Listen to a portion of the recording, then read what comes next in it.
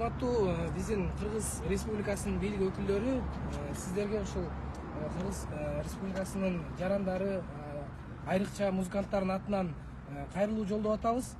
Бүгүнкү күндө кыргызстандык джазовый пианист, музыкант Викрам Рузахунов Казакстандын күч органдары менен кармалып, анан кийин ошол жерде баягы чагымчылыкта жана маражорлукта катышканын мойнуна алган видеолор чыгып атат.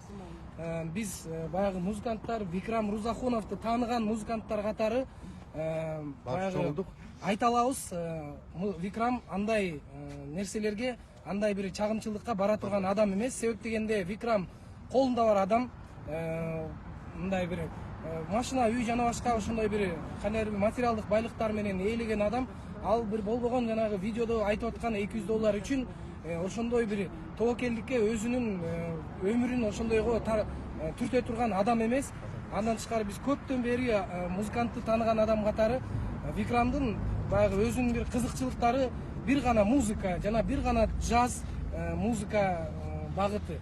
Ошондуктан мындай бир кандай бир саясий бир көрүнүштөргө өзүнүн бир оюн көрсөтүп жүргөн адам катары билчү эмеспиз биз ал адамды.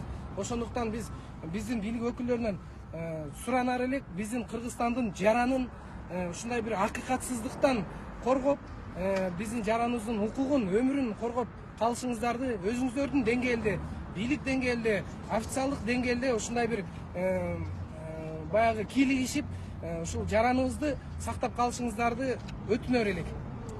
Мы коллеги Викрама Рузахунова, мы подтверждаем, что это он.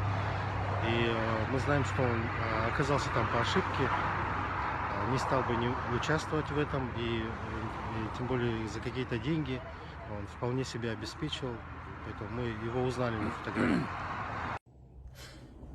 Дорогие кыргызстанцы, сегодня распространяется повсеместно видео правоохранительных органов или спецслужб Казахстана с ложной информацией, а точнее с ложным признанием нашего гражданина Кыргызской республики Викрама Рузахунова, известного музыканта, джазового пианиста, с которым работали огромное количество музыкантов нашей страны, знают, работают, уважают, любят, ценят. И очень печально, что казахские правоохранительные органы до такой степени избили Викрама, что он еле говорит на этом видео и признается в том, что он совершал какие-то там преступления, сознает в том, что он приехал в Казахстан за $200 заработать, что он безработный в Кыргызстане. То есть все эти признания уже заведомо фальшивые, уже являются неправдой, и все 100%, кто увидел его на видео, все узнают Викрама в лицо, и все понимают, что это неправда. И я обращаюсь к правоохранительным органам Кыргызстана, к МИДу в первую очередь Кыргызской республики, к Министерству культуры Кыргызской республики, защитить гражданина Кыргызской республики от вот этого беспредела и мясорубки, в которую сейчас пытаются вовлечь казахские правоохранительные органы беззащитного кыргызского гражданина.